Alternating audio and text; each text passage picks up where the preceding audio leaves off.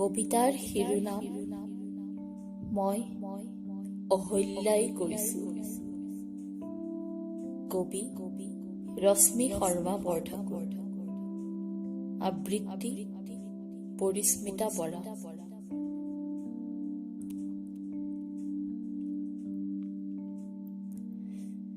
বিশ্বাসহীনতাৰ যন্ত্ৰণাত আজিও কঁপি উঠে মোৰ পাষাণ শৰীৰ।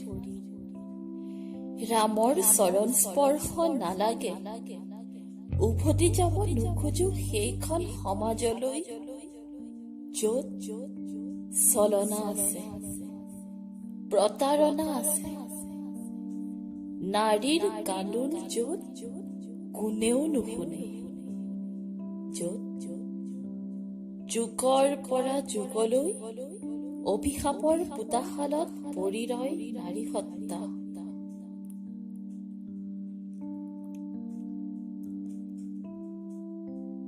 ঋষি গৌতমৰ পত্নী হোৱাৰ মিথ্যা মৰ্যাদা মই নিবিচাৰো। পঞ্চসতীৰ মাজৰ পৰা কৰ্তন কৰা হওক মোৰ নাম। কি পালো মই সেৱাৰ প্ৰতিদান, ত্যাগৰ মূল্য কি? ইন্দ্ৰই কৰিলে ছলনা, স্বামীয়ে তিৰস্কাৰ, অভিশপ্ত হৈ পৰি ৰলো এটুকুৰা শিল হৈ।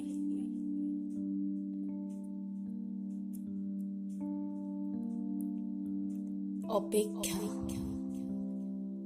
অযোধ্যাৰ নৃপতি আহিব, মই আকৌ উশাহ লম।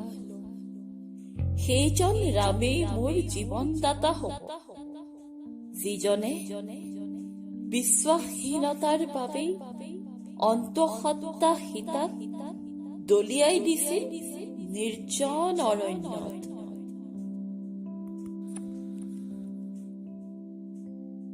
সকলোৱে ভাবে মই নুবুজো একো, নেদেখো একো, প্ৰতিবাদৰ ভাষাহীনা নিপীড়িতা নাৰী। কোনে জানে মোৰ শৰীৰটোহে মাথোন এটি শাপিত শিল। মোৰ আত্মা, মোৰ হৃদয়ক জানো ৰুধিব পাৰিব কোনো শক্তিয়ে? ই যে নিষ্পাপ, নিষ্কলুষ, সেউজীয়া।